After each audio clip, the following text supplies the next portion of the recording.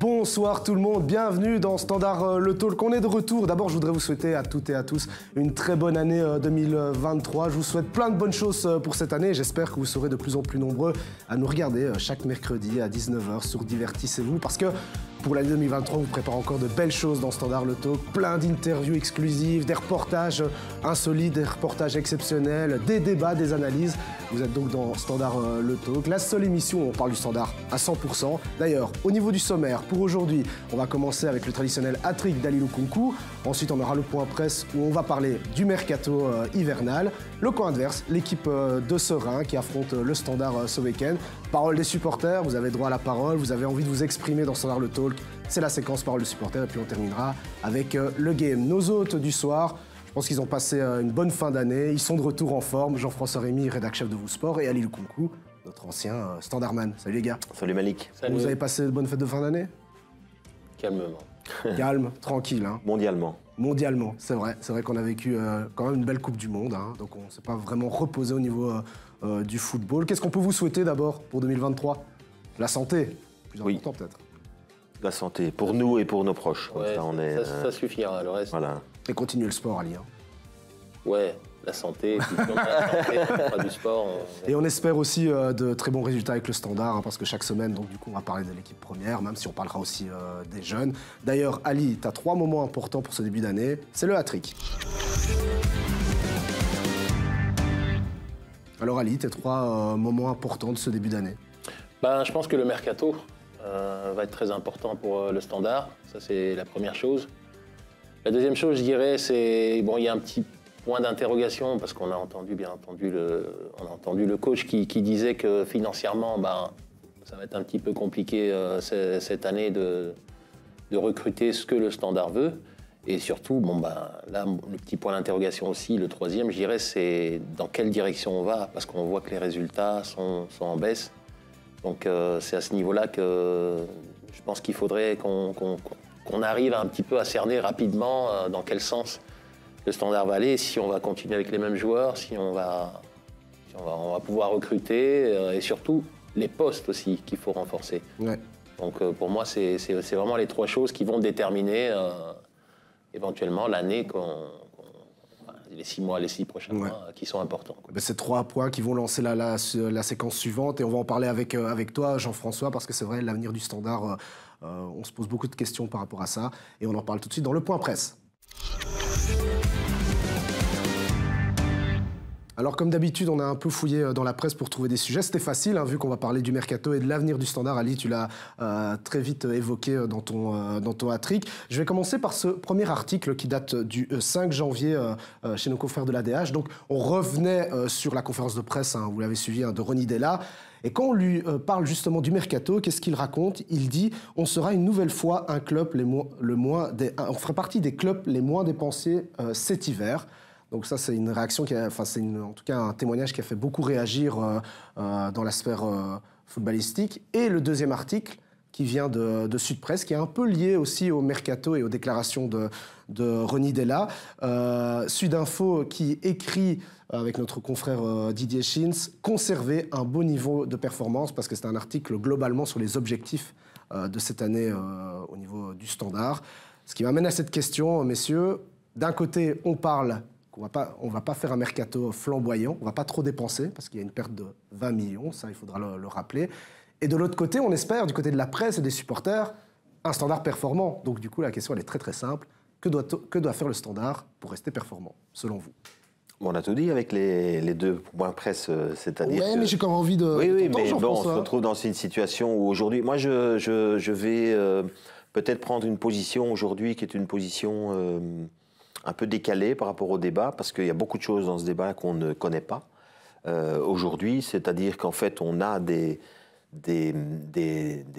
symboliques. Aujourd'hui, on comprend bien aujourd'hui que les nouveaux propriétaires du standard ne sont pas venus pour dépenser de l'argent à tout va, que la gestion sera assez économique et que les moyens ne sont pas énormes. C'est peut-être ça le problème, que du côté des supporters, on s'est dit nouvel acheteur, de l'argent et de l'argent à dépenser. Bien sûr. Donc je vais prendre la place du supporter et je vais rajouter un mot à ce que Ali disait tout à l'heure et j'espère que aujourd'hui, et notamment par la voix d'Ali, on pourra peut-être avoir quelques explications, mais je vais rajouter le mot incompréhension. Si je me mets à la place d'un supporter du Standard aujourd'hui, j'avoue que j'ai une forme d'incompréhension.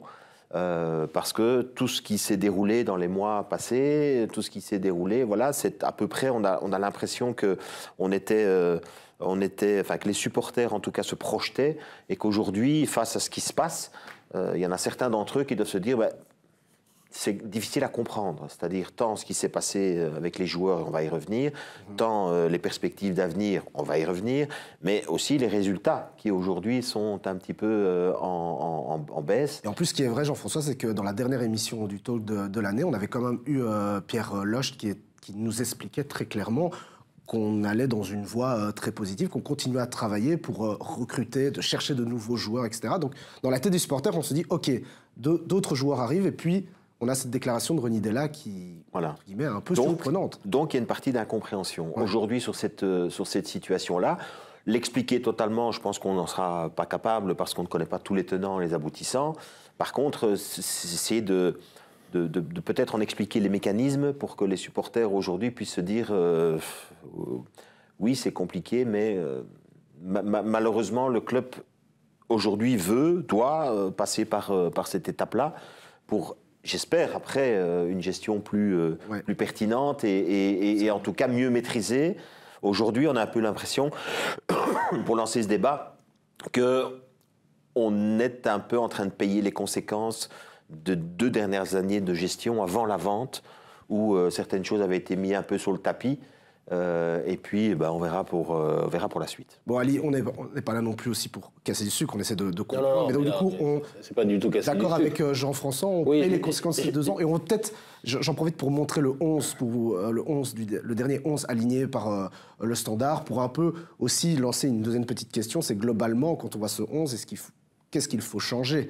Donc moi, je vais déjà rajouter une chose par rapport à ce que Jean-François a dit, je pense que la communication au départ, elle n'a pas... Parce qu'au départ, on a dit clairement qu'on veut jouer l'Europe, donc, vous savez, quand vous voulez jouer l'Europe, quand vous voyez toutes les équipes du championnat qui, elles, se renforcent, il y a beaucoup plus de candidats, justement, à l'Europe, les supporters disent, à partir du moment où on veut jouer l'Europe, le club veut ça, donc il va investir.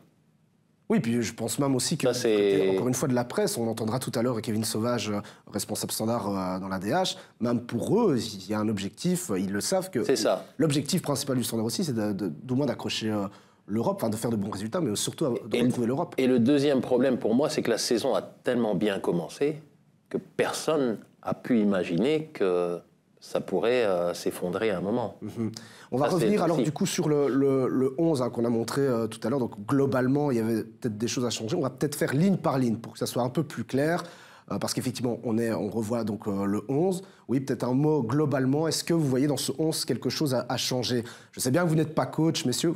Vous travaillez dans le milieu du foot, mais voilà, c'est le moment un peu d'avoir votre avis là-dessus. On parle d'un mercato, d'aller chercher de nouveaux joueurs. Oui, mais le problème n'est pas trop Aujourd'hui, le problème du Standard n'est pas de parler de la composition qu'on voit là. Le problème du Standard est dans la tête des supporters.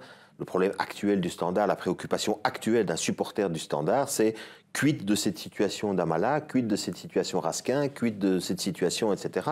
C'est améliorer. Il est embourbé un peu, le supporter, dans un état. Oui, c'est ça. Mais moi, je parlais plus de comment, et tu l'as très bien dit, Alice, c'est comment améliorer du coup cette équipe. Juste pour revenir dans le côté, ils ont un objectif, être performant. Ça a été écrit dans la presse, ils l'ont dit. En voyant ce 11, on va regarder ligne par ligne, messieurs, donc cette compo, ce 11 du Standard, le dernier, pour voir s'il faut améliorer, peut-être trouver des doublures. Donc on commence par les gardiens.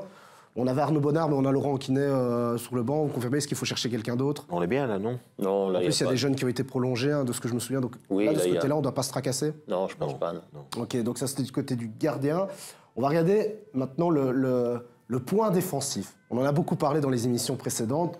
Quand vous voyez cette défense à 3, est-ce qu'on doit imaginer quand même, déjà à ce mercato, penser à essayer de trouver une solution, donc des doublures ou... Je dirais oui d'office. Pourquoi? Parce que Chimirot, déjà, c'est pas un défenseur. Oui, même si c'est Leifis qui a joué. Voilà, donc Chimirot, Dussen, je pense qu'il arrive en fin de contrat, donc c'est un garçon qui a fait une très belle partie, une première partie, et on le voit depuis la deuxième période, on voit bien qu'il est perturbé, donc il y a aussi quelque chose qui se passe à ce niveau-là. Je pense que est-ce que c'est quelqu'un à qui on a dit qu'il doit rester ou pas, parce qu'on voit qu'il a plus du tout les mêmes performances qu'il a fait. Donc à mon avis, il y a peut-être une petite démotivation. Il est un petit peu démotivé, hein, je dirais, donc peut-être que oui, derrière, il faut... Mais c'est un secteur dans lequel il y a... Même s'il y a des jeunes, il y a des jeunes qui auraient... Et un, notamment, qui a très bien joué contre Gand, c'est le jeune Noubi, qui a très bien joué, qui s'est blessé malheureusement. Et tu parlais justement de Leifis, t'as pas le sentiment non plus, Jean-François, que ça fait partie de ces joueurs un peu cramés, donc il faut peut-être aussi reconcurrencer. Oui, mais... mais Ah, il n'est pas cramé. Mais je veux dire, cramé peut-être... Dans le sens où ça fait longtemps qu'il est là, et longtemps qu'il est... non, mais pour la compétition belge, pour le championnat de Belgique, etc., on sait qu'on peut compter dessus, on sait qu'il peut être performant, on sait que voilà... Je pense que dans ce secteur de jeu-là, on parle évidemment de dépenser de manière juste. Oui, ils ne vont pas aller payer alors que vous avez Leifis qui tient la route, quoi. Donc ça, je pense que c'est pas spécialement celui qui... C'est pas le secteur de jeu dans lequel... voilà. Très bien. Le milieu de terrain... Ben là, il y a un constat, c'est qu'Alzate a fait un très bon match lors du la dernière rencontre. Balikwisha, Melengoni, Donum. Ça reste un constant, mais là où on sera tous d'accord, c'est qu'il y a évidemment aujourd'hui un manque par rapport en tout cas à la première partie de saison. C'est Raskin qui jouait dans le milieu de terrain et qui aujourd'hui n'y joue plus. Alors on va revenir. Et on y reviendra dans quelques instants. Mais c'est évident que ça pourrait être un endroit, en tout cas il ne faut pas oublier que Chimirot aussi peut venir là. Voilà, exactement. Je pense qu'il va avoir un problème dans la doublure de Donum, par exemple, qui lui, après ça dépendra aussi du système, mais dans le système du coach, je dirais la doublure de Donum. Melengoni, pour l'instant, qui aide comme il peut, et il le fait bien, attention, mais on voit que c'est pas sa position. Encore un peu léger, moi, dans ce dernier match. Oui, défensivement, c'est pas ça. Mais voilà, on voit bien que là, de toute façon, c'est un peu du... À part Balikwisha, je dirais, et Alzate qui commence un petit peu à... Donum qui est là tout le temps. On voit qu'on bricole un peu au milieu. Quoi. Ce qui est intéressant, c'est que parmi ces quatre-là, on en a deux nouveaux du dernier mercato. Et ce qui va être encore plus intéressant, c'est le secteur offensif. Il y a des jeunes aussi qui arrivent derrière. Il y a les jeunes, mais ce que je voulais vous montrer, c'est dans le secteur offensif, c'est là, c'est des transferts rentrants. Est-ce que de ce côté-là, le secteur offensif, on est bien, on n'est pas bien, ça dépend? Non, on n'est pas bien offensivement. Standard marque pas assez. Mais ça dépend ce qu'on veut. Si le Standard veut terminer dans le top 10, ça va. René Della disait que ça manquait de tueurs. Donc. Mais si on veut terminer dans le top 10, on va dire que voilà, les gars qui sont là pourront à un certain moment, l'équipe va pouvoir se mettre en... Le problème, c'est toujours une question de timing. Le Standard veut accrocher un top 8. Pour accrocher un top 8, sur ce qu'on a vu sur le dernier match, cette équipe-là, en tout cas, manque de vitesse, de verticalité, de profondeur, d'occasion. Mais ça, je dirais, ça, c'est au coach. Ça, c'est le travail tactique du coach. Oui, après, il faut avoir les joueurs pour. Oyo peut peut-être apporter quelque chose, etc. Lui, il a fait une très bonne rentrée. Oui, ils ont fait des bonnes rentrées. Mais aujourd'hui, le souci du redémarrage, j'ai envie de dire, post-Coupe du Monde par rapport au Standard, c'est que il y avait une équipe qui était arrivée à un niveau de performance duquel on enlève deux éléments et puis derrière, il faut que les autres soient performants tout de suite de la même manière et puissent apporter quelque chose. Le constat, c'est qu'ici, dans le match en tout cas, au niveau du fond de jeu, il y a des choses qui étaient très correctes, mais ça manquait très clairement de percussion, de vitesse. Il ne faut pas oublier que les deux joueurs qui ne sont plus et qu'il faut remplacer, parce que moi j'estime que ces deux joueurs-là, il faut les remplacer par la même qualité. Pour parler d'Amalin et de Raskin, parce que c'est vrai que c'est un gros sujet, on ne peut pas ne pas l'aborder. On va l'aborder dans quelques instants, mais pour clôturer un peu ce côté chapitre mercato d'hiver, objectif, qu'est-ce qu'on doit faire?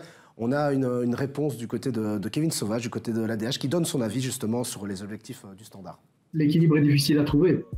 La facilité voudrait qu'on aille chercher chez les jeunes, mais attention, aller chercher des jeunes joueurs dans OSL 16, on en a vu, c'est pas forcément rendre service à ces joueurs-là qui sont pas spécialement prêts. Et puis, comme je le disais, il ne faut pas déforcer le SL16 FC qui a besoin de ses meilleurs joueurs pour rester en Challenger Pro League. Donc, maintenant, on sait toute la difficulté que les clubs ont en janvier de rectifier le tir. Et quand on n'a pas beaucoup d'argent, c'est déjà compliqué. Ça l'a été lors du mercato estival. Ça sera d'autant plus maintenant pour le Standard. La dette du Standard était beaucoup plus importante que ce que les nouveaux investisseurs américains avaient escompté. Jusqu'à présent, le Standard s'en est bien tiré avec plusieurs prêts, on l'a dit, évidemment.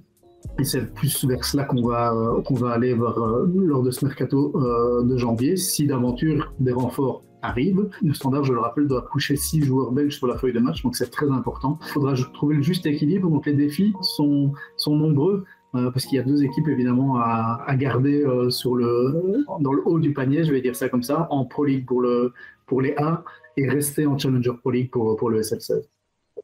Les propos de Kevin Sauvage, nos confrères de l'ADH. Jean-François, dans ce qu'il dit, un élément qui est quand même assez interpellant, c'est la dette était beaucoup plus importante que ce qu'il s'attendait au niveau de la direction. Quand même un peu surprenant. Ben oui, mais c'est ce qui peut faire aussi qu'il y a une certaine forme d'incompréhension chez les supporters. Quand on met un processus d'achat en route, on fait quand même toute une série de screenings financiers, etc., etc. Donc quand au bout du compte, on se retrouve dans une situation, c'est qu'il y a un élément qui, quelque part, est un élément perturbateur. Et cet élément perturbateur est plus que certainement le fait qu'ils avaient anticipé sur la vente de certains profils qui, malheureusement, n'a pas pu se faire ou n'a pas pu encore se concrétiser. Et donc là, il y a un élément qui pose un problème. On est à cheval entre une nouvelle direction et une ancienne avec ce qu'on appelle les cadavres dans les tiroirs. Hein, c'est-à-dire qu'on se retrouve encore avec des choses qui date de la gestion précédente, qui avait toutes ses raisons d'être, et avec une gestion présente qui a aussi sans doute ses raisons d'être. Et on est un peu entre les deux. Et donc, forcément, le supporter, lui, il a du mal à se retrouver parce qu'il y a une chose fondamentale, je trouve qu'il faut remettre au milieu du débat, c'est qu'il y a dans la tête du supporter, c'est le sportif. Oui, le sportif, c'est le tout de suite. C'est le terrain. C'est le terrain. C'est le terrain, c'est les résultats, point. C'est ça. Dans la tête d'un dirigeant, il y a la viabilité, il y a le profit, il y a la situation financière. Tout ça peut prendre du temps, en fait, Jean-François. Et tout ça peut prendre du temps. Mais à un moment donné, j'ai entendu ça dans un commentaire, je pense, à un moment donné, quand le supporter voit arriver un nouvel acheteur, la première démarche d'un supporter, c'est de dire il va forcément mettre de l'argent pour acheter des joueurs. Et or, c'est pour l'instant ce qui ne se produit pas encore, puisque voilà. Et donc, il y a une incompréhension. Et cette incompréhension-là fait que j'espère pour tout le monde qu'elle ne va pas perdurer trop longtemps, cette incompréhension, parce que sinon, à un moment donné, ça crée il y a une fracture. En parlant d'incompréhension, on y vient à ce sujet. Hein. Ali, tu voulais l'aborder, c'est le cas Amala Raskin. On va d'abord écouter les propos. Non, mais tu voulais l'amener dans le débat, donc je vais te relancer après juste... Il fait partie du truc, quoi. Bah oui, c'est important d'en parler. Et donc, on va entendre les propos de Kevin Sauvage, à nouveau, notre confrère de l'ADH, qui lui donne son point de vue sur le cas Amala Raskin, la gestion du club. Sur ces 2 dossiers, on peut le voir sous 2 prismes différents. Sportivement, ça c'est une certitude, 2 énormes pertes pour le Standard. Pourquoi ? Parce qu'on parle de deux des meilleurs joueurs, si pas les 2 meilleurs joueurs du club depuis le début de saison. Rodidella l'a dit. Maintenant, il a dit aussi, on est dans une politique de club. Et c'est un peu un terme qui avait été déjà utilisé par l'ancienne direction. Personne n'est au-dessus de l'institution. Malheureusement, ça tombe sur Selim Imala et sur Nicolas Raskin. Et c'est une décision de club. Qui a été prise, aussi dure soit-elle, de se passer de ces 2 joueurs-là. Une façon aussi de lancer un peu un message aux autres joueurs, de dire voilà, c'est comme ça qu'on va fonctionner dorénavant. On ne fait pas trop dans les sentiments, on ne fait plus maintenant dans les sentiments au Standard, ça a été reproché, on va le rappeler. Hein. Donc voilà, c'est très délicat d'avoir ce cas de figure-là au Standard, où on est très émotif plutôt que rationnel. Mais voilà, c'est une décision sur laquelle les dirigeants ne reviendront plus. Les 2 joueurs sont occupés à chercher un nouveau port d'attache. Malheureusement pour le Standard, on ne peut que leur souhaiter le meilleur. Et pour le Standard, il faudra trouver la clé aussi. Le Standard l'a fait, a trouvé la clé sans Selim Imala. Il faudra le faire aussi maintenant sans Nicolas Raskin. C'est un équilibre à trouver. Mais comme je le disais, il y a à boire et à manger dans cette décision. Mais sportivement, il faut être aveugle pour dire que c'est pas une perte pour le Standard. Ali, c'est vraiment un point de non-retour. Selim Imala, Nicolas Raskin, tu confirmes pour toi, il n'y aura plus de débat, plus de négociations, c'est terminé? Ça, je ne sais pas. Je ne suis pas dans le club, je ne suis pas Selim Amala, je ne suis pas Nicolas Raskin. Je dis ça parce que j'avais lu dans les colonnes de Sudinfo, Youssef Chami, qui est un journaliste marocain d'une radio très connue au Maroc, qui disait, vu son mondial, pour parler de Selim Amala, sa valeur est repartie en hausse, le Standard doit changer sa politique avec lui. J'estime que le club ne doit pas aller jusqu'au bout de son bras de fer, car il y a quand même de l'argent en jeu. Donc on parle de Selim Amala, mais aussi de Nicolas Raskin. Moi, si c'est moi comme ça, ben, j'ai pas envie de revenir, quoi. Pas envie, je veux dire, vous allez revenir pourquoi, là? Parce qu'on a besoin de vous, parce que le gars, ça fait quasi un mois, à part la Coupe du Monde, qu'il est plus du tout... Ouais, je sais pas, mais peut-être que comme dans un couple, si chacun met un peu de l'eau dans son vin, il y a pas moyen de... Alors il faut qu'il prolonge. Il faut qu'il prolonge, alors, dans ce cas-là. Bon, moi, je pense que ce dossier-là, il a été mal géré dès le départ. Ok. Vous savez, chaque club, il faut respecter. Hein, si le Standard a décidé de fonctionner comme ça, bon, bah, c'est comme ça qu'il fonctionne et il faut le respecter. Pour tous les joueurs, c'est pareil. C'était d'abord Amala et puis ça a été Raskin. Même si ce qui est pas logique, c'est qu'un a commencé avant l'autre, mais bon, il y a des raisons peut-être pour ça.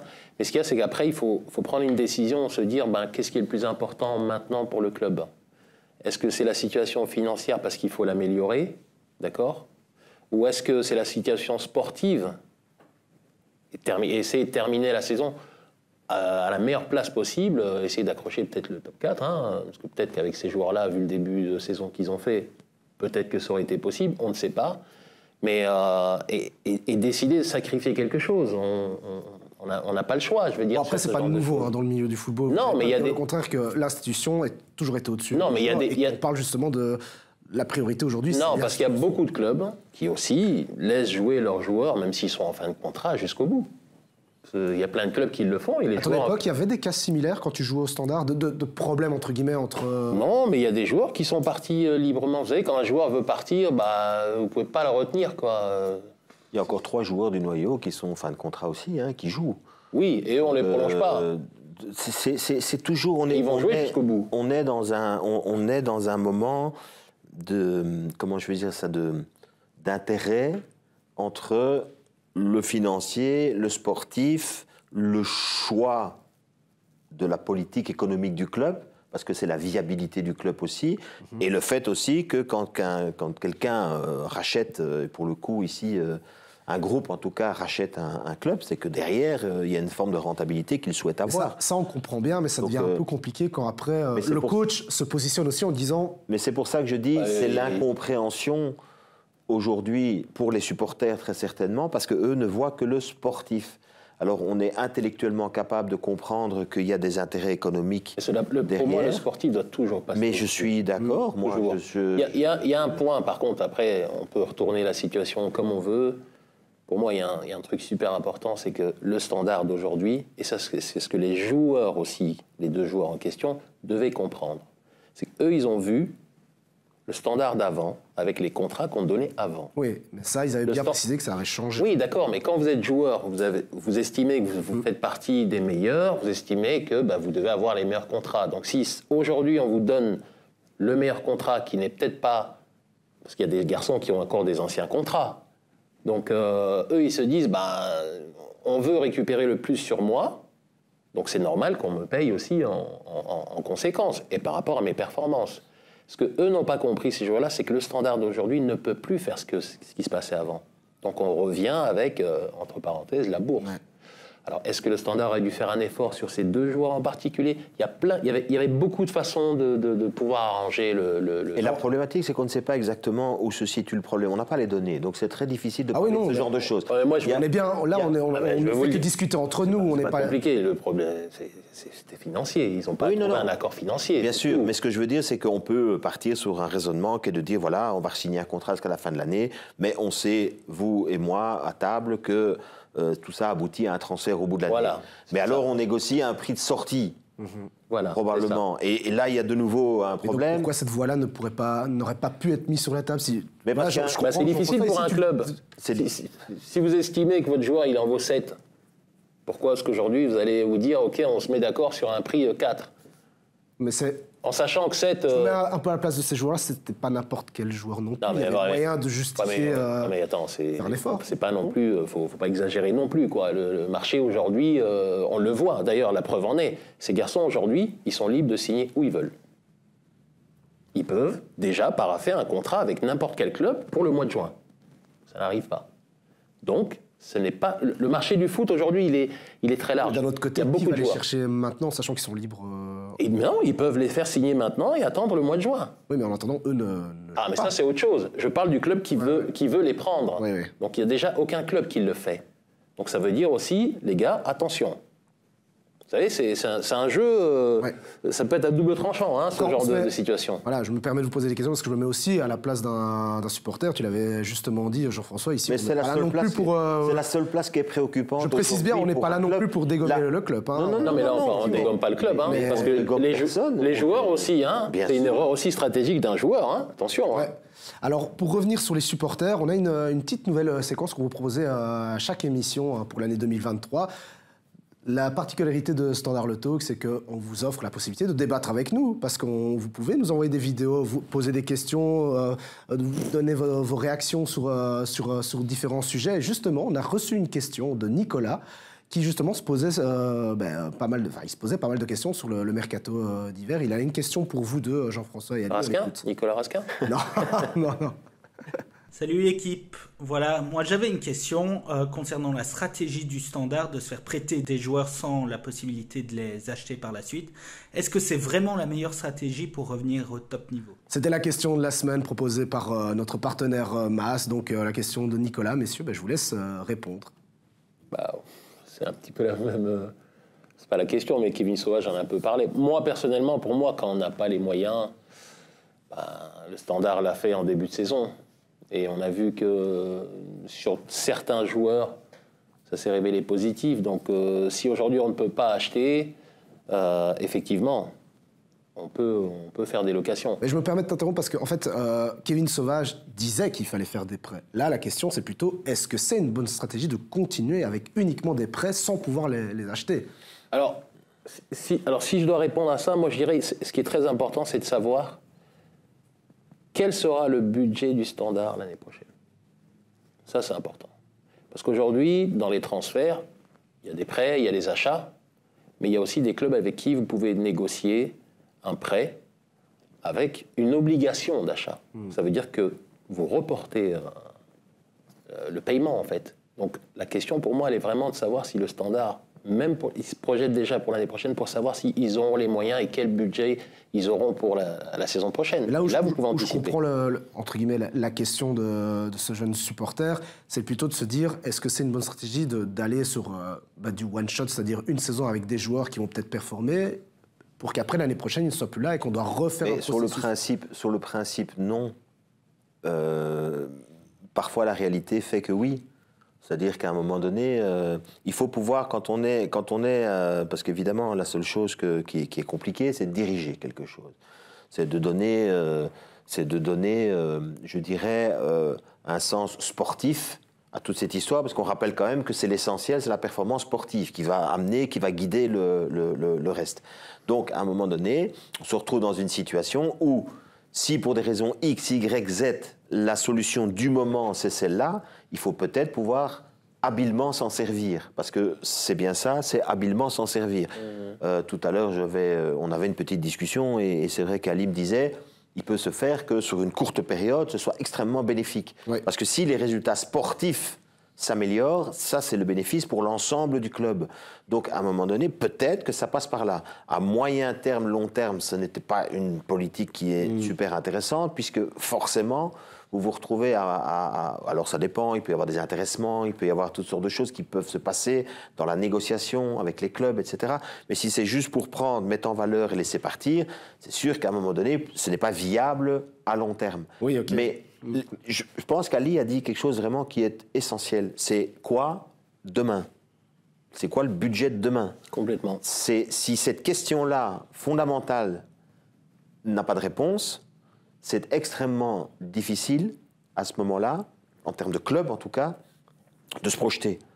Pour n'importe qui d'ailleurs, si vous ne maîtrisez pas vos finances, vous êtes en difficulté. Et pour maîtriser les finances, si la condition sine qua non de la maîtrise de la finance, c'est de se faire prêter un joueur qui plus est pourra peut-être vous mettre vous-même en tant que club en valeur parce que vous êtes un club... avoir des résultats. On peut trouver ça très intéressant, d'être un club où à un moment donné, des grandes écuries vont avoir envie de vous prêter certains joueurs extrêmement performants parce que quelque part, on sait que c'est un modèle qui fonctionne aussi sur le plan sportif, pour le coup.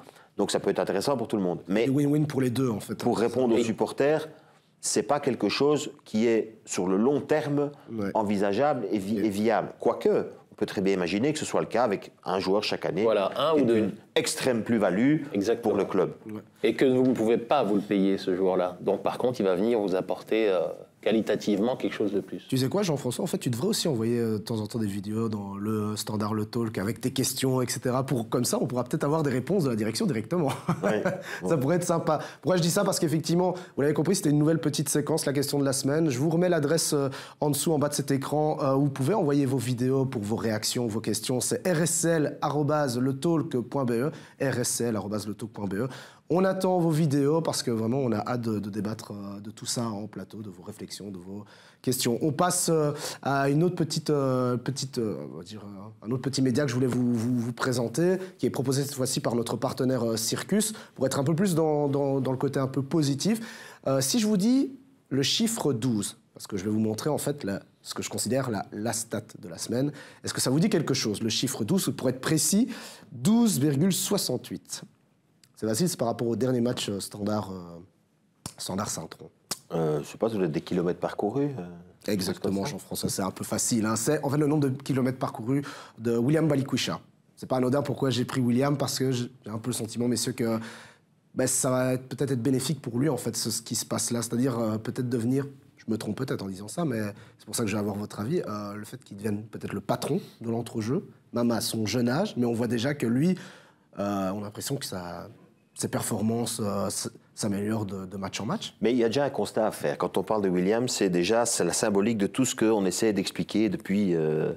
quand en tout cas on est ensemble, et même quand on en discute ensemble, parfois hors antenne, etc., c'est qu'aujourd'hui, le fait est que, et William en a l'exemple vivant, que le statut d'un joueur, sa performance sportive d'un jour n'est pas la performance sportive d'une autre réalité, d'un autre moment. Et qu'un joueur, le même joueur, avec les mêmes qualités, peut sous-prester ou peut surprester.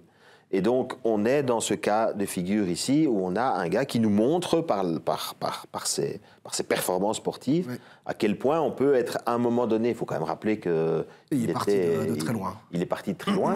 Et donc, chapeau à lui. Il est reparti de très loin. Il est reparti de très loin. Au départ, il était bien. Voilà. Chapeau à lui, chapeau à l'entraîneur de l'utiliser comme ça, etc. Mais ça donne énormément aussi comment je vais dire ça, de symbolique au fait que, oui, en effet, quand on est un club, il faut prendre chaque individu, essayer de l'amener au maximum de ses performances, parce que ça, c'est l'intérêt sportif de tout le monde. Et lui le prouve, c'est que la vérité d'un jour n'est pas la vérité du lendemain. C'est pour ça que c'est très compliqué de parler de tout ça, parce que ce qu'on dit aujourd'hui... Oui, peut-être que la semaine prochaine, on va relancer un autre sujet, parce qu'ils auront gagné avec la manière. Mais moi, je voulais revenir sur William. Ali, c'est vrai que ce qui se passe, en tout cas dans son petit cocon, c'est plutôt... pour lui, entre guillemets, tout va bien. Même si autour, c'est un peu le branle-bas de combat dans le club. Lui, voilà, chaque match, il est là, présent. Et j'ai même l'impression que ça libère même un peu plus au niveau de l'impact qu'il aura dans le jeu, du fait qu'il n'y ait plus des mecs comme Nico ou comme Selim, en termes de leader, même à 23 ans. Non, parce qu'il était meilleur avec ces gars-là. C'est vrai? Oui, pour moi, oui. Là, on a l'impression qu'il joue un peu tout seul, il fait ses trucs, qu'il fait très bien, attention, c'est un très bon joueur, je dis pas. Hein. Mais par exemple, vous savez, moi, les kilomètres parcourus, je vous dis franchement... pour toi, 12, c'est beaucoup ou pas? Je sais que peut-être... pour parler crûment... C'est moins que 13, c'est plus moi, que... Moi, je m'en fiche, quoi. Mais c'est parce qu'il ne courait pas, c'est pour ça qu'il dit ça. Non, mais il y a des garçons qui courent moins, mais qui sont plus intelligents, qui sont plus décisifs. Donc les kilomètres parcourus, c'est pas ça. Par contre, le garçon, il est dans une bonne période, et ça, il faut le reconnaître. C'est Zouali parce que je voulais montrer l'implication. Oui, non, il est dans une bonne période. Sur le dernier match, c'est lui qui a essayé. Mais vous savez, quand ça n'aboutit pas, on ne se rend pas vraiment compte. On peut dire qu'il est bon, mais vous savez, quand vous êtes bon, vous avez envie que l'équipe, elle gagne. faire gagner l'équipe. Il essaye de le faire, mais si l'équipe n'est pas plus forte, vous voyez, ça va être un petit peu... oui, on verra ça. Personnellement, c'est bien, mais collectivement, je trouve que ça manque un petit peu de quelque chose. Maintenant, c'est très bien ce qu'il fait, même si j'aime bien, moi, William, quand il est vraiment sur le côté.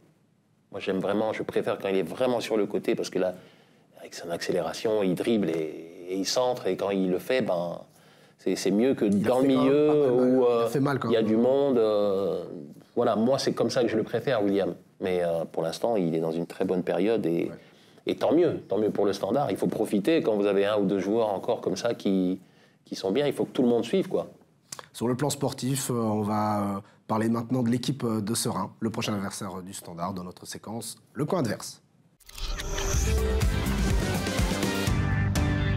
Derby liégeois, Serein Standard. Avant de rentrer dans les détails, avant d'analyser un peu plus en profondeur cette équipe de Serein, on va justement écouter Mathieu Cashbash, le milieu de terrain de Serein, qu'on a rencontré, et il nous parle du match, du prochain match, et de la philosophie de Ronny Della.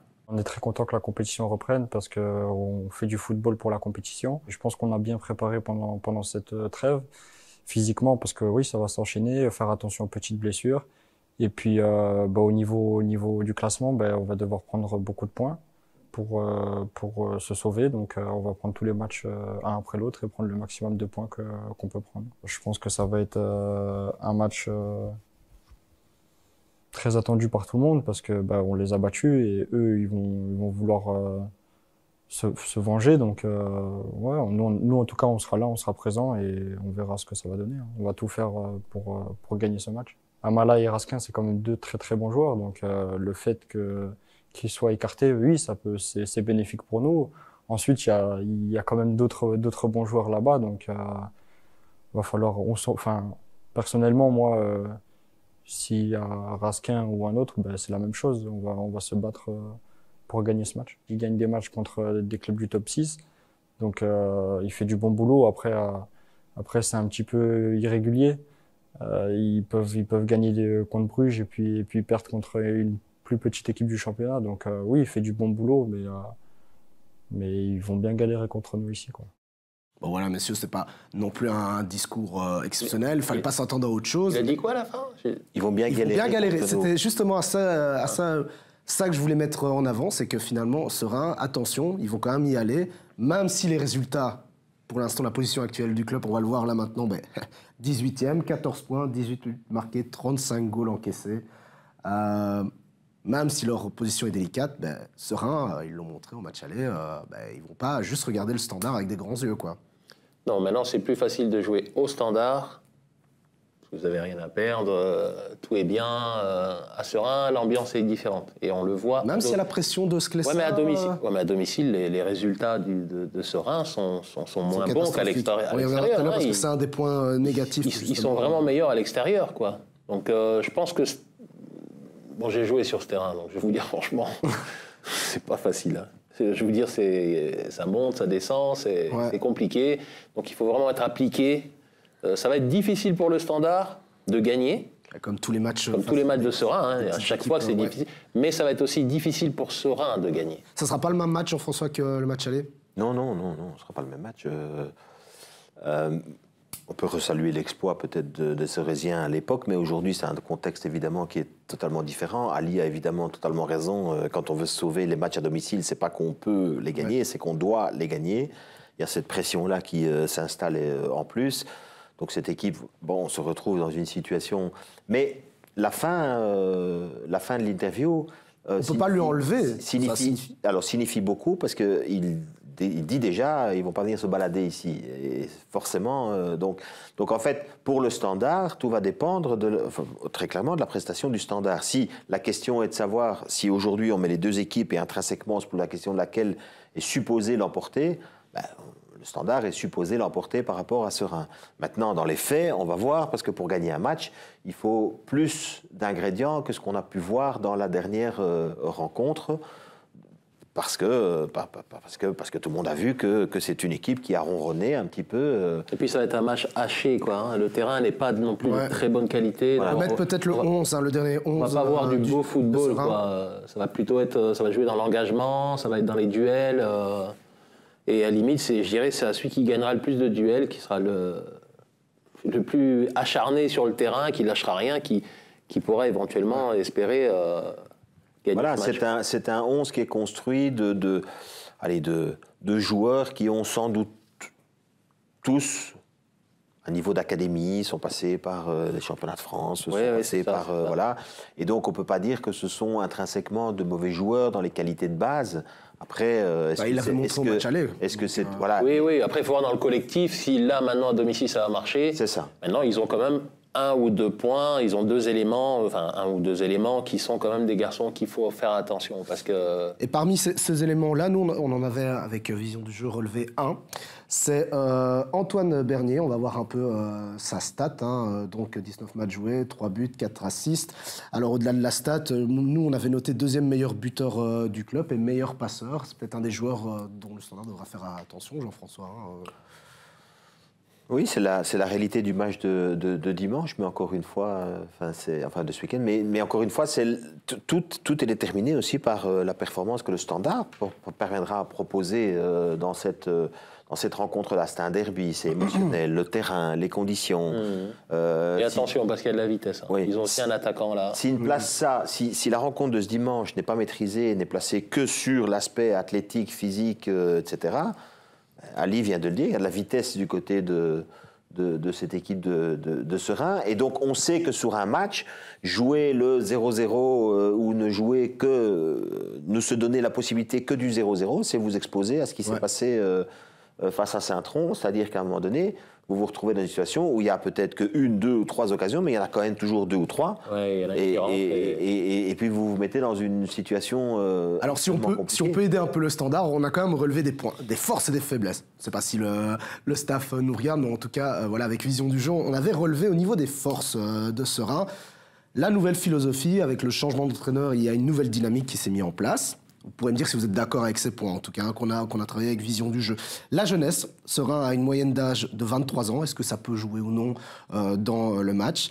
Et les situations en 1 contre 1, souvent bon en 1 contre 1 avec des joueurs très techniques. Ça, Ali, tu l'avais mentionné. Le plus intéressant, c'est du côté de la faiblesse, parce que vous l'aviez dit très justement, jouer à domicile notamment. Aussi étonnant que cela puisse paraître, Seraing ne comptabilise aucune victoire à domicile. Il y a le dernier quart d'heure, forcément, qui est lié à ça. Le passage sur les ailes, les 2 autres points négatifs, les 2 autres faiblesses de cette équipe de Seraing. Je pense qu'il va falloir ajouter les coups de pied arrêtés. Si le Standard les utilise bien, ils peuvent peut-être faire mal. Parce que je trouve qu'ils ont un peu plus de taille, le Standard, que l'équipe de Seraing. Oui. Seraing, c'est plus mobile, ça va vite, ça court. Donc ça va peut-être se jouer plus sur des phases arrêtées. Et même si ce ne sont que des anciens résultats, on ne peut pas forcément se baser là-dessus, parce que comme tu disais Jean-François, la réalité d'un match n'est pas la réalité d'un match. Mais quand on regarde les dernières confrontations, c'est pas si évident en fait. C'est un peu égalité, 2 victoires pour Seraing, 2 victoires pour le Standard. Mais c'est pas évident parce que c'est un match émotionnel, et donc il ne faut pas tomber dans le côté purement émotionnel de la rencontre. Si vous allez sur le terrain de Seraing, qui n'est pas facile, comme le rappelait Ali, et que vous n'allez qu'avec l'idée de vous chamailler avec votre adversaire, vous sortez souvent de ce type de confrontation avec des problèmes. Mais si vous y allez et que vous parvenez à maîtriser, à mettre les ingrédients, à mettre de la vitesse, à mettre de la percussion, à mettre de la qualité collective, individuelle, en principe, vous devez passer au-dessus. Moi, je serais déjà très curieux de découvrir la composition d'équipe du Standard au coup d'envoi de la rencontre, pour aller jouer ce déplacement. Est-ce que Ronny Della va pouvoir trouver la solution pour mettre de là? Il l'a dit lui-même dans son interview d'après-match. L'équipe a pas mal joué. Elle a ronronné. Mais elle n'a pas trouvé de moyen de mettre de la verticalité, de la vitesse et du danger. Et de tuer là où il fallait tuer le match. Oui, mais c'est la seule chose aujourd'hui qui dans le football, qui plus est moderne, compte. Sur ce genre de match où le terrain, il a l'air petit, le terrain de Seraing a l'air plus petit que celui du Standard. Donc si c'est la difficulté de Seraing, c'est les ailes, les faiblesses. Donc il faut peut-être justement trouver un Non, système t'as ça, où on 6 va... buts encaissés dès que le ballon vient des ailes. Voilà, on doit très vite trouver les ailes, et ça veut dire qu'il faut du monde dans le rectangle. Donc on ne peut pas se contenter d'un seul Perica. Ouais. Peut-être là, penser à mettre 2 attaquants, hein, peut-être plus passer en 4-4-2 avec vraiment, on reçoit, on écarte et on centre le plus possible. Et c'est comme ça aussi qu'on emmène du danger, on fait reculer une équipe, et puis à un moment, vous savez, il faut aussi avoir un peu de chance, on peut l'avoir, et ça passe, but contre son camp, et là le match change. Mais si Ronny Della a pris des cours pendant la trêve, le mondial en français, et qu'il nous regarde, peut-être que ça pourra l'aider, qu'on aura pu l'aider dans les rédactions. Je pense qu'il a il a déjà depuis, oui. Effectivement, c'était une petite. S'il veut, il peut m'appeler aussi. Ah oui, coach. Ronny, tu peux m'appeler, on discute. Ou même coach Jean-François. Hein, je plaisante. Non, mais c'est juste, je pense que puisqu'on est quand même dans une émission où les supporters du Standard nous regardent, on a parlé d'incompréhension tout à l'heure, on a parlé de résultats maintenant un petit peu plus délicats. C'est important pour les supporters aujourd'hui d'aller faire un résultat dans un match comme ça. Donc il y a une dimension là où... C'est là où on peut se relancer aussi. C'est important. Là, c'est pas parce qu'ils sont derniers. Alors vous le voyez comment ce match au niveau du prono pour juste... Moi, alors, intrinsèquement... Ne vous inquiétez pas, à chaque fois vous avez fait des pronos. Intrinsèquement, si on se réfère à ce qu'on a vu au moment... Moi, j'ai 0-2. Lui, il dit 0-2, et moi, sur ce qu'il a dit juste avant, il y a plus de danger d'avoir un partage entre les deux équipes qu'une victoire, d'un côté ou de l'autre. Mais si le Standard arrive à lever le curseur de la qualité et de la percussion, de la vitesse, et voilà, il devrait passer au-dessus.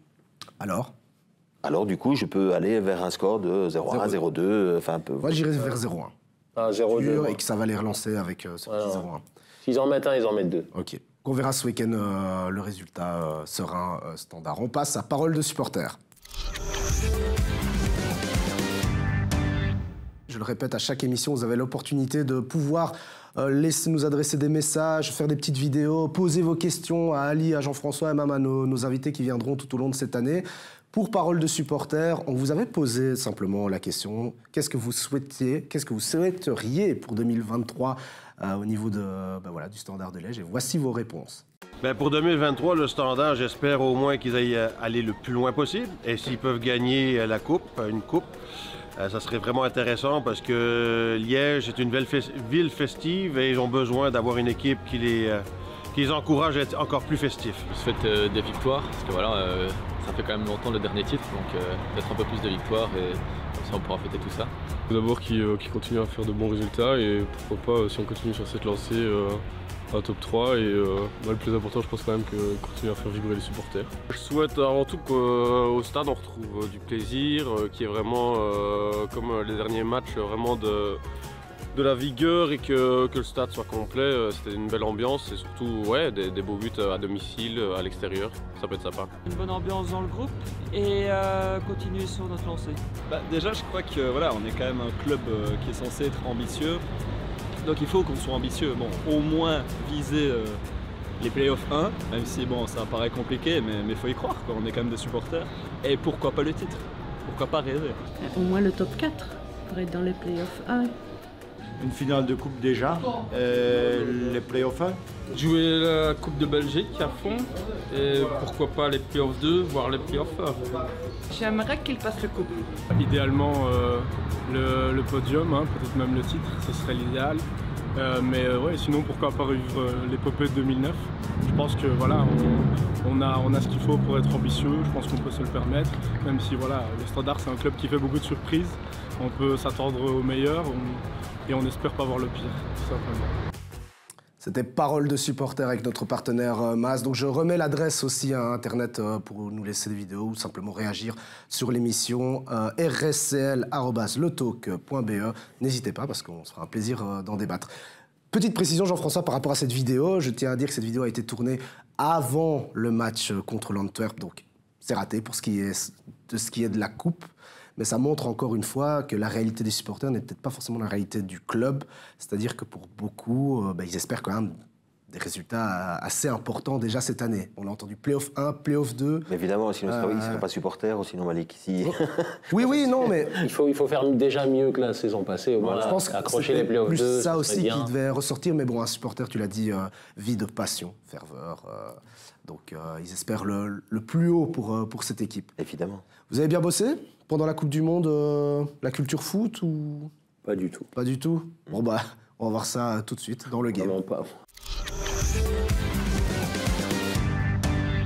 Le game avec notre partenaire Circus. Non, je rigole parce que c'est vrai qu'Ali, on te sent ultra motivé pour le game. On sent l'ambition. Pourtant, Ali, regarde le classement. 14 points. Ouais. Le reste du monde, représenté par notre rédaction Sport. 11 points. Attention que si tu gagnes aujourd'hui, tu reviens à égalité. Oui, mais il y a assez peu de danger. Ok, on va voir ça tout de suite. Alors, on a 2 photos. C'est le principe de vous souvenir, le double face. Il y a une photo avec le visage. On en a une ici qu'on va vous montrer. C'est un spécial Coupe du Monde.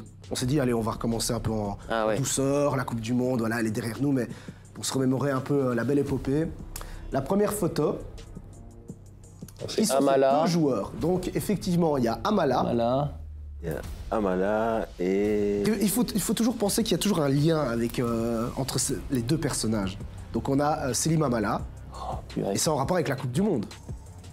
Moi, Amala est avec la sélection marocaine. J'ai la lumière qui me gêne. Les yeux, je connais. L'excuse, hein. Très honnêtement, c'est... Ah, les yeux, je connais, mais... Je tiens à féliciter quand même Florian pour le montage parce que c'est super bien fait. On dirait un seul joueur. On dirait Amala. Ouais, on dirait Amala. Mais allez, je vous donne un deuxième indice. C'est un de ses coéquipiers en équipe nationale. D'ailleurs, je tiens à féliciter l'équipe marocaine. Amala Hakimi. Bien joué. Ouais, c'était les yeux. Selim Amala, bravo. Ashraf Hakimi. Ouais, les 2 joueurs qui ont eu quand même une petite importance dans le beau parcours du Maroc. D'ailleurs, big up à toute ma famille du Maroc qui peut-être me regardera sur Divertissement parce que moi j'étais très fier de leur parcours. J'ai pas pris le maillot, j'aurais dû l'amener. Tout le monde rigolait ici dans l'équipe en disant le Maroc, aller jusqu'en demi, pas possible. Eh ben ouais, belle épopée. Hein. Ils y ont cru quand même. Bravo. C'est joué à rien contre la France quand même. Ouais, quand même, ouais. Ils ont fait vraiment une belle Coupe du Monde. Ça aurait été énorme, le Maroc champion du monde. Bon, ça aurait été la four ici à Liège, mais... ouais, eh ben, ça s'est pas joué à grand-chose, hein, Jean-François, vraiment. À plus que vous ne pensez. Deuxième photo. Dembélé. Il y a un Dembélé, ouais. Ouais. Et le deuxième, on va dire que... Marcus Thuram. Non, alors, le deuxième n'est pas français. Ah. Non, ça se voit. Mais on va dire que c'était un peu, on va dire le point positif de notre Coupe du Monde à nous, les Diables. Le point positif de notre Coupe du Monde à nous, Onana. Donc Dembélé. Je lui laisse. Ok, ouais, voilà. Donc les 2 joueurs étaient bien Ousmane Dembélé et Amadou Onana. Ah ouais, vraiment, voilà, je me trompe pas en disant ça, Jean-François. Ah, mais là, moi, je le reconnais pas, moi. Oui, mais parce qu'il faut féliciter Florian, il a fait un super montage.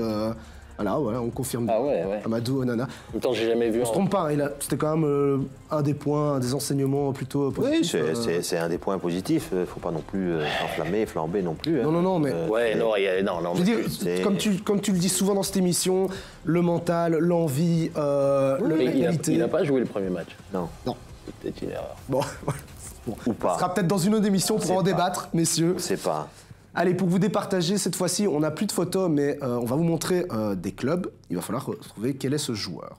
Toujours en rapport avec la Coupe du Monde. Alors évidemment, je vais vous donner des indices. Donc il était à Arsenal. Oui, c'est le gardien de Martinez de l'Argentine. Ouais, tu me laisses même pas terminer. Bon, voilà, tu veux dire... Ouais, il est trop fort. T'es sûr que t'as pas bossé ? Non, c'est parce que je sais qu'il a commencé à Arsenal et c'est peut-être le seul gars qui est resté Arsenal, Aston Villa, il a pris les 2. En fait, pour être précis, de 2012 à 2020, donc il appartenait à Arsenal, mais entre-temps, il a été prêté. Donc en 2012 à Oxford United, en 2013-2014 à Sheffield Wednesday, en 2015 Rotterdam United, 2015-2016 Wolverhampton, puis Retafe, Reading. Ouais, c'est pas grave, j'ai gagné, quoi, c'est ça que tu es en train d'expliquer. Ouais, voilà. En fait, mais je voulais juste montrer aussi que j'avais bien... Je voulais avoir l'aval de Jean-François pour bien... Emiliano j'avais bien bossé par rapport au gardien. Donc, voilà, c'était Martinez. Bien joué, Ali. Hein. Bon, tu creuses l'écart. Bah oui. D'année. Félicitations à toi. Bon, j'ai quand même bien regardé la Coupe du Monde. Ouais, mais toi, j'ai compris en fait que tu fais un peu le gars... ouais, non... J'y connais rien, mais au final, après... Non, mais j'ai pas réponse à tout, mais... Après, les photos, il y en a au moins un qu'on reconnaissait facilement, quoi. Ouais. Avec les indices. Toi, parce qu'il y en aura encore beaucoup cette année. Jean-François, tu reviendras pour reprendre ta revanche cette année. Ouais. J'avoue que peut-être que je devrais mettre plus de joueurs de la première ligue, parce qu'on sait aussi que tu es un très très grand spécialiste de la première ligue. C'est pas voilà, ça conditionne pas selon moi la connaissance qu'on a du football, de reconnaître un profil. Mais bon, faut mettre aussi un peu des trucs un peu plus les questionnaires. Voilà. On fera ça. C'était juste un petit moment de détente en tout cas. Ben, merci beaucoup messieurs pour cette première de l'année 2023. Jean-François, comme je l'ai dit, tu reviens quand tu veux. Et à Libre, on se retrouve la semaine prochaine pour un nouveau Standard Loto, que j'en perds mon oreillette d'ailleurs, parce que comme je vous l'ai dit, en 2023, on vous propose du lourd avec pas mal d'interviews et pas mal d'invités. Ciao, ciao, à mercredi prochain.